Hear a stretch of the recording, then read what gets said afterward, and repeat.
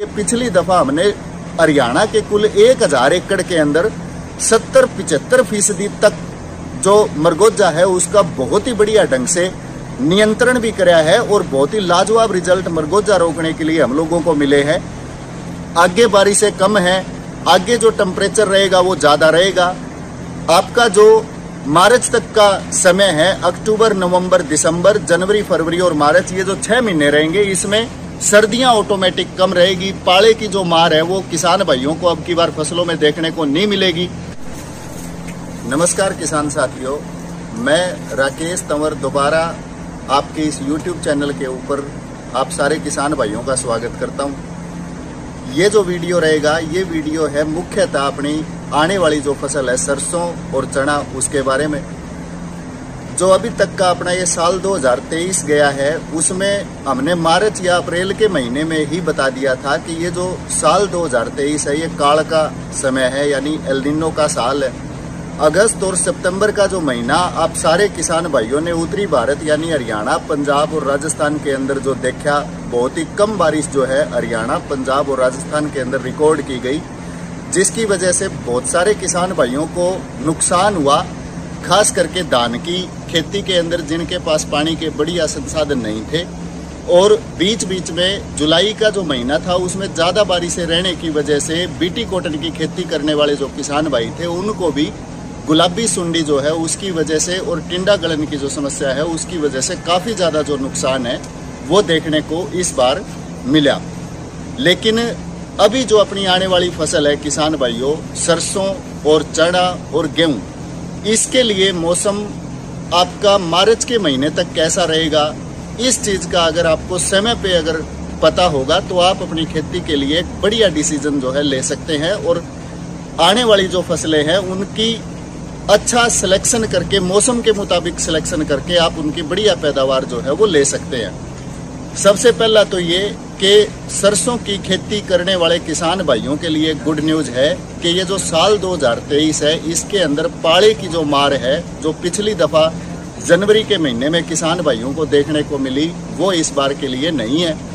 सर्दियां जो है वो साल 2023 के अंदर ऑटोमेटिक जो है एल नीनो का प्रभाव रहने की वजह से थोड़ी कम रहेगी। तो खास करके अपने वो किसान साथी जो रबी सीजन के अंदर सब्जियों की खेती करना चाहते हैं उनके लिए ये मौसम अनुकूल हो सकता है। सिर्फ पानी का जो संसाधन है उसका मैनेजमेंट आपको बढ़िया तरीके से लेके चलना पड़ेगा। पाले की जो समस्या है आपके चिकोतरा में, आपके आलू में या कोई भी जो दूसरी और क्रॉप है सब्जियों में, उसमें देखने को समस्या नहीं मिलेगी। और सेम केस जो रहेगा वो सरसों की खेती के लिए रहेगा। उसके बाद अगर हम लोग सरसों की वैरायटी के बारे में बात करें तो किसान भाइयों, बीटी कॉटन की खेती के लिए सबसे टॉप वैरायटी जो हमने बताई थी अप्रैल के महीने में वो टाटा की दिग्गज बताई थी। दिग्गज का रुझान जो है आपके हरियाणा, पंजाब और राजस्थान के एरिया में लगभग हर किसान भाई ने देखा कि दिग्गज जो है गुलाबी सुंडी की मार होने के बावजूद भी एक ठीक ठाक जो औसतन पैदावार है वो किसान भाइयों की झोली में डाल के गई। इसी तरीके से जो सरसों की वैरायटी है उसमें सबसे सर्वोपरि वैरायटी इस साल के लिए कौन सी हो सकती है उसके ऊपर भी हम लोग चर्चा करेंगे और कारण भी बताएंगे कि ये जो सबसे बेस्ट वैरायटी सरसों की हम लोग बताने लग रहे हैं साल 2023 के लिए वो बेस्ट क्यों रहेगी। सबसे टॉप मोस्ट जो वैरायटी रहेगी सरसों की के लिए, सरसों की खेती के लिए, वो रहेगी अपनी हरियाणा एग्रीकल्चर यूनिवर्सिटी की 725 नंबर। कारण ये है 725 नंबर का कि अब की बार जो पाले की मार है वो देखने को नहीं मिलेगी, क्योंकि इंडियन मेट्रोलॉजिकल जो डिपार्टमेंट है वो जो अगले महीनों का डाटा जो दिखाने लग रहे हैं उसके अंदर पाले की जो समस्या है वो देखने को नहीं रहेगी। जो आपका हरियाणा एग्रीकल्चर यूनिवर्सिटी की जो 725 नंबर वैरायटी है, ये जो वैरायटी है इसकी फली के अंदर जो दानों की संख्या है वो लगभग 18 से 20 दानों की है। रेतली मिट्टी हो, हल्की जमीन हो, कम पानी वाला साधन हो या बिरानी अगर आपकी फसल हो या एक पानी अगर आप सरसों की खेती में दे सकते हैं तो ये जो आपकी 725 नंबर HAU की जो वैरायटी रहेगी ये सारे एरिया के अंदर दी बेस्ट रहेगी। दूसरी बात, आपको सस्ती भी पड़ेगी। लगभग 200 रुपए का पैकेट जो है आपका 725 नंबर जो है उसका मार्केट के अंदर मिल जाएगा। सिर्फ ध्यान आपने इस बात का रखना है किसान भाइयों कि जो HAU की 725 नंबर जो वैरायटी आप सरसों की लें इस बार, वो रेप्यूटेड सरकारी जो संस्थान है उन्हीं से अधिकृत जो है वो ले। जैसे कि आपका नेशनल सीड कॉरपोरेशन NSC जो है वो भी 725 जो है वो देने लग रही है किसानों को। तो अच्छे जो सरकारी संस्थान है उनके द्वारा दी गई ही वैरायटी 725 जो है वो मार्केट से ले। किसी भी छोटी मोटी जो कंपनी है उनका जो 725 है वो लेने की कतई कोशिश ना करें, अपने को सस्ती पड़ेगी। अगर आपके पास पैसा है और आप 725 की बजाय अगर कोई भी दूसरी सरसों की वैरायटी अगर लगाना चाहते हैं तो अब की बार पायनियर 45 से 46, उसके बाद में ADV 414 है, बायोस्टेड की एक नंदी 300 करके वैरायटी है वो बहुत बढ़िया है, और एक इंडो अमेरिकन की 1701 करके वैरायटी है वो भी एक बहुत बढ़िया वैरायटी किसान भाइयों के लिए हो सकती है। अब बात करें मरगोजे की। सरसों की खेती के अंदर सबसे बड़ी जो प्रॉब्लम रहती है वो सिर्फ 2 चीजों की रहती है। सबसे पहला हल्की मिट्टी, रेतली मिट्टी के अंदर सरसों की रूखड़ी, बुंदड़िया, मरगोजा या ओरोबंकी की समस्या अब की बार देखने को थोड़ा सा ज्यादा रहेगी, खास करके उन किसान भाइयों के खेतों में जो किसान भाई सरसों की बिजाई करेंगे थोड़ा सा लेट जाके। अगर सरसों की बिजाई सबसे बेस्ट अगर इस साल के लिए देखें तो 25 अक्टूबर से लेके और आपका 5 नवंबर तक के बीच का जो टाइम है वो सबसे दी बेस्ट टाइम रहेगा सरसों की बिजाई करने के लिए। तो इनमें से कोई भी जो वैरायटी है वो आप अपने खेतों में लगा सकते हैं। हमारी जो सलाह रहेगी वो हरियाणा एग्रीकल्चर यूनिवर्सिटी की 725 नंबर रहेगी। दूसरी बात एक और भी करना चाह रहा हूँ, हमारे बहुत सारे किसान साथी ऐसे हैं जो चने की खेती भी करते हैं या चने की खेती करने के इच्छुक हैं। तो जितने भी किसान साथी अब की बार चने की बिजाई करें तो उसके अंदर वैरायटी आप ढूंढ के रखें। अगर आपको कहीं भी मिल जाए तो चने के मामले में सबसे दी बेस्ट वैरायटी जो रहेगी वो रहेगी गणगौर। गणगौर के नाम पे अगर हम लोग सीड की अगर बात करें तो गणगौर किस्म जो है उसका जो सीड है वो भी आपने वो चूज करना है जिसका दाना जो है हल्के से पीले रंग का है और बिल्कुल मीडियम साइज का है। पिचका हुआ जो दाना है वो आपने नहीं लेना है। असली गणगौर जो चने की वैरायटी है उसकी पहचान यही है कि हल्का पीलेपन का मतलब जो दाना है वो मिलेगा और थोड़ा सा मीडियम साइज जो है मिलेगा, बहुत ज्यादा बड़ा साइज भी नहीं मिलेगा और छोटा साइज भी नहीं मिलेगा। गणगौर की जो किस्म है चने की वो सबसे दी बेस्ट रहेगी। अब की बार मुद्दा रहेगा सरसों की खेती में जर्मिनेशन का और मरगोजे का। मरगोजे के लिए पिछली दफा हमने हरियाणा के कुल 1000 एकड़ के अंदर 70-75% तक जो मरगोजा है उसका बहुत ही बढ़िया ढंग से नियंत्रण भी कराया है और बहुत ही लाजवाब रिजल्ट मरगोजा रोकने के लिए हम लोगों को मिले हैं। इस चीज के लिए जल्दी ही एक और वीडियो हम लोग पूरी डिटेल में और जो पिछले साल हमारे एक्सपीरियंस रहे मरगोजा रोकने के लिए उसके हर एक पहलू पे हम बात करके सेपरेट वीडियो देंगे। रही बात जर्मिनेशन की, आगे बारिशें कम है, आगे जो टेम्परेचर रहेगा वो ज्यादा रहेगा।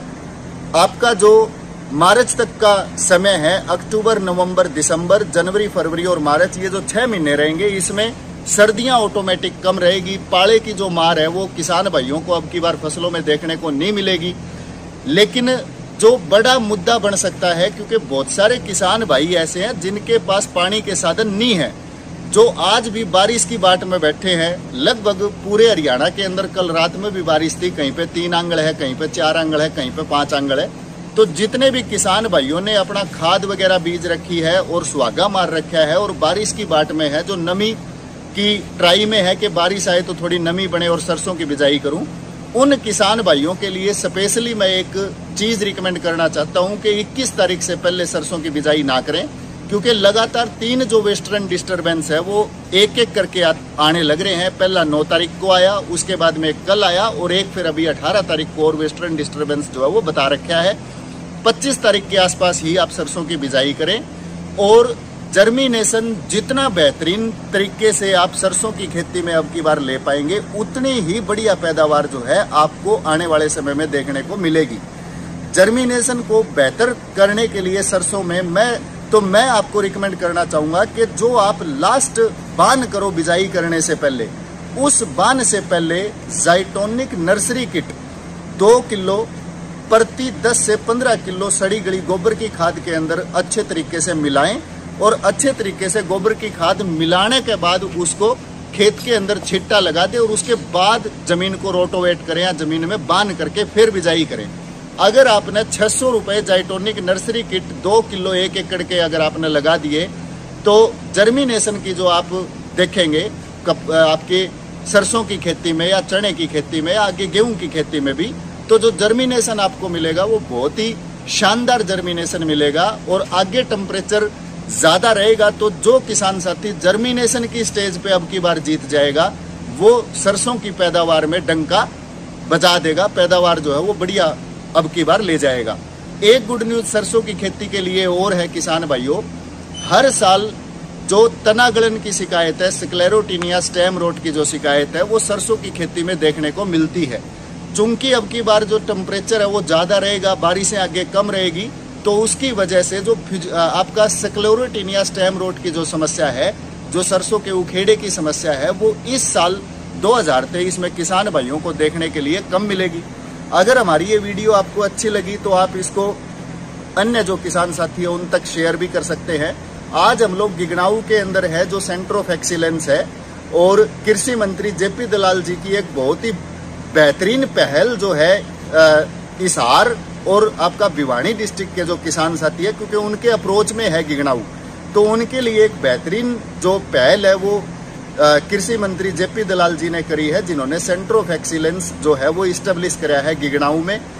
आगे आने वाले टाइम में हम लोग गिगनाऊ के अंदर किसान भाइयों को जो भी फैसिलिटीज मिलती है उस फैसिलिटीज के बारे में भी पूरा डिटेल में बताएंगे कि कैसे किसान साथी जो है अपने सब्जियों के लिए पौध जो है वो तैयार करवा सकता है। फुल्ली ऑटोमेटिक कंट्रोल्ड सिस्टम है, सब्सिडी का भी लाभ ले सकता है।